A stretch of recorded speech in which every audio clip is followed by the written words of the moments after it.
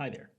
In this video, we're going to be talking about the intensive variables that we find in thermodynamic simple systems, and then starting to use them to simplify some of the calculations that we've already done. I want to start first by just defining the intensive variables again. We've seen a couple of these already, but it's good to just get our cards on the table. So the first definition is the definition of temperature. So the temperature T, I should say, of a system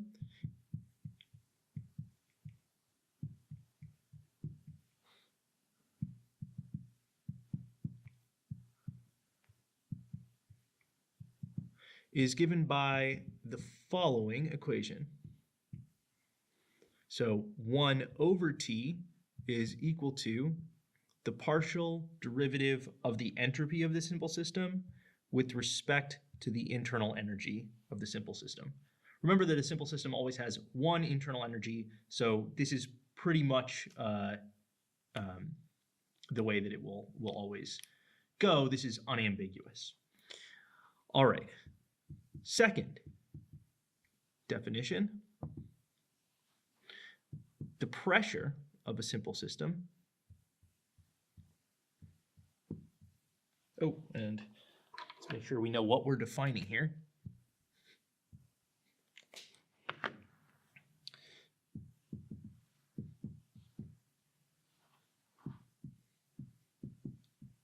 With volume coordinate V,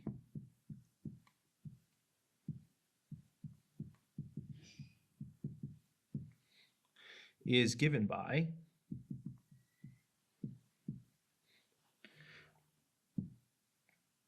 and the pressure P, good. P is equal to T times partial S partial V. One more definition. If we have a generalized work coordinate VI, we want to be able to also define a similar intensive variable. So we'll say the generalized pressure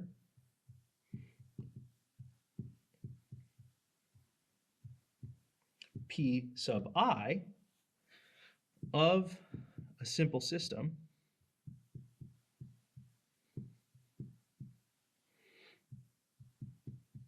with work coordinate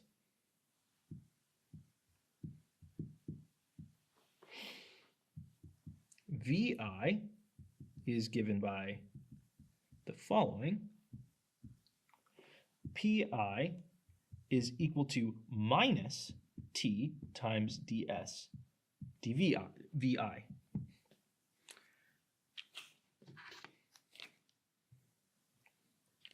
Notice that minus sign there. The reason that pressure, ordinary pressure, doesn't have this minus sign is because we want pressure and volume to have this sort of relationship that when we increase the volume of a simple system, its pressure decreases. This fits with our sort of everyday experience. We could also have pressure work with the opposite sign. We could just define it that way, but that isn't the way that we started to historically take pressure measurements. And so this makes sense as a historical accident. There's one more historical accident here, which is that T is always given the uppercase treatment. It's always uppercase T when we're talking about temperature. That's unfortunate because the rest of the intensive variables are always given lowercase letters. We'll just have to remember that T is a special case on its own. All right, now with that out of the way, let's figure out all of the intensive variables for the ideal gas. So first, let's figure out its temperature.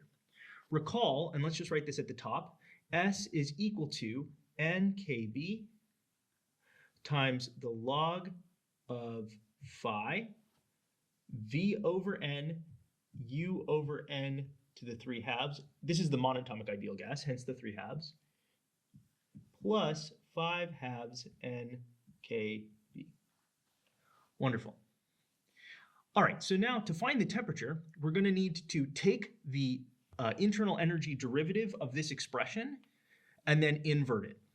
So let's first take the ds du. Now, right away, we see there is no u in the second term here, so we're not going to have to worry about that. Here, nkb is a multiplicative factor in front of the log, and so that will just come outside. Then this log of a product really could be decomposed into a sum of logs. So we would have something like log of phi plus log of v over n plus log of u over n to the 3/2. Now that doesn't quite work because the argument of the logarithm should be unitless, and phi, v over n, and u over n are not unitless. However, it does work for the purposes of calculus. So we can just think about taking the log of u over n to the 3/2. Moreover, that decomposes into the log of u to the 3/2 minus the log of n to the 3/2. In the end, what we get is that this is times 3/2, since that comes outside of the log, times the derivative of log, which is 1 over u. Wonderful. So remember that this is equal to 1 over t. Now, if we cross multiply, we come up with the familiar expression that you may have seen in high school. U is equal to 3/2 n kb t. This is exactly the same as saying that t is equal to 2/3 and then u over n kb. Wonderful. Now let's check that this also works for the pressure, and we'll see that we get a somewhat familiar expression. Okay, so in this case, we need to first take the derivative of s with respect to v. So let's do that. Okay, the same kind of rules apply here. The 5/2 nkb does not depend on v, so that isn't going to contribute. nkb is a multiplicative factor, so it comes out front. Then the log decomposes into a sum of logs. One of those terms is going to be log of v, but now there's no 3/2, so we simply get times 1 over v here once we take the derivative. But remember, now we need to multiply by t, so this implies that p is equal to nkbt divided by v. With a little bit of rearrangement, we see that pv equals nkbt. And this is the famous ideal gas law that you may have seen before, perhaps in this form, pv equals nRT, where n, little n usually, is the number of moles and r is the gas constant. It turns out that nkb is precisely the same thing as little n times r here. Wonderful, so this definitely checks out with our everyday experience. Now, this equation, the Sackur-Tetrode law for the entropy, also has one more work coordinate, which is capital N. The generalized pressure here is usually denoted mu and is called the chemical potential.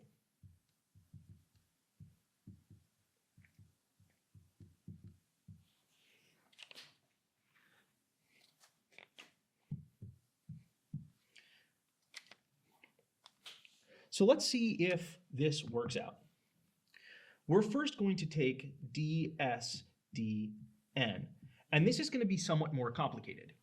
Notice that we have an n on the outside here, we have n's inside of the log, and we have this 5/2 nkb here too. Let's move things around and handle this 5/2 nkb first. Obviously, when we take the derivative of that, we just get 5/2 times kb, since this is a linear function in n. Next, we'll deal with the first term, and that will decompose using the product rule.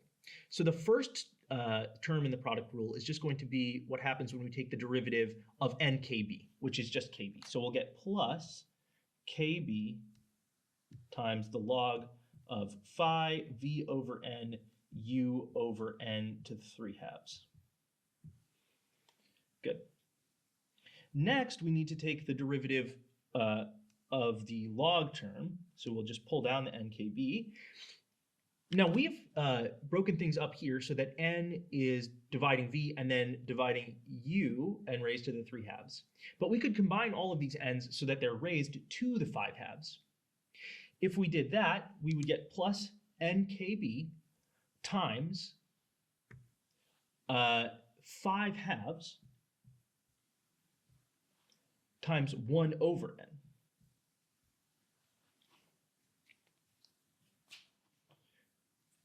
And sorry, this should not be 5/2, it should be minus 5/2 since the n was in the denominator. And we notice exactly at this stage that we have a cancellation. This 5/2 kb cancels with this 5/2 kb. Good. Now, in order to get the chemical potential, which is our Pi, we need to multiply by minus T. So all of this would tell us that mu, the chemical potential, is equal to minus kBT log phi V over n U over n to the 3/2. Wonderful. This expression is definitely right, and the way that you can check yourself here at the end of the calculation is that the chemical potential for the ideal gas is always negative. And this is in fact is true of many gas systems. All right, so now with these examples behind us, we can start using this to actually do some calculations. I'm going to clean up the board and then we'll get right to it. Okay, now we've spent some time defining all of these intensive variables, but you're probably left wondering, what is the point? Why would we do this? In the last lecture, we saw that there was a way to do a join between two systems, and we examined two different possibilities, a thermal join and a mechanical join. We also saw that what was true after the mechanical join was that the two simple systems we had brought together now had the same temperature in the case of a thermal join or the same pressure in the case of a mechanical join. Let's go through the ideal gas case and see some consequences of that. Now that we know the temperature and pressure of the ideal gas, we can speed up our calculations quite a lot. So remember, the temperature is 2/3 U over N kb for the ideal gas, and the pressure is equal to N kb T over V. So now, whereas last time, in order to do a thermal join, we needed to find the total entropy of the system, the sum of the entropies of the individual simple systems, then take a derivative, make a substitution of variables, and then finally solve. Here, we can now just find the temperatures of the two systems, know that their energies will remain fixed, or the sum of their energy will remain fixed, and then solve that way.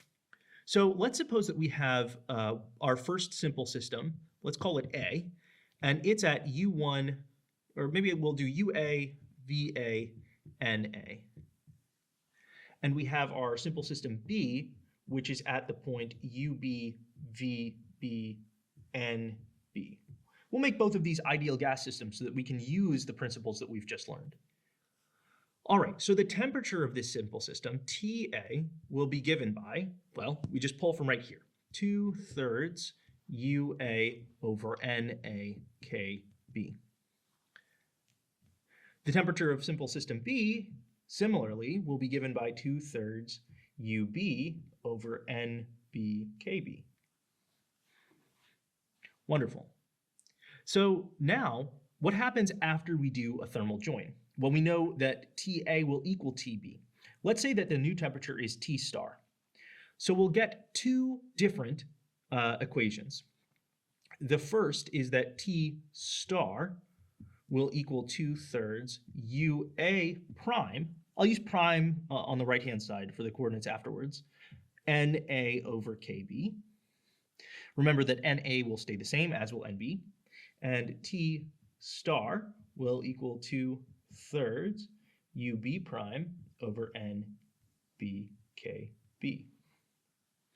And we'll recall on the side here that UA prime plus UB prime is equal to UA plus UB. Good. Now, since T star is the same here, these two are also equal. That means that the 2/3 cancel, the KB's cancel, and we're simply given UA prime over NA is equal to UB prime over NB. Now we can substitute in. If we call this U total, UB prime is equal to U total minus UA prime.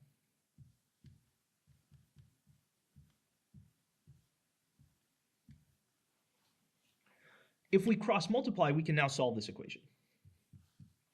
So NB UA prime is equal to NA times U total minus UA prime. Move this over here, and look, we'll get N total here. So NA just plus NB is equal to N total. So we'll get N total times UA prime is equal to NA times U total.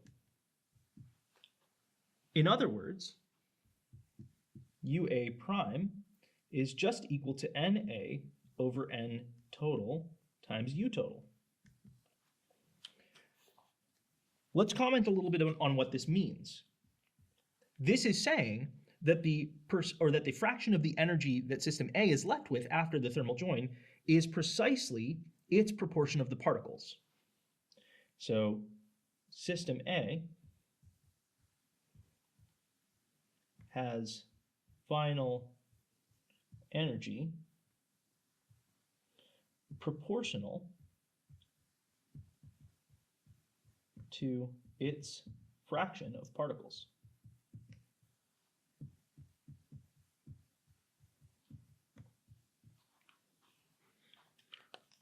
Wonderful.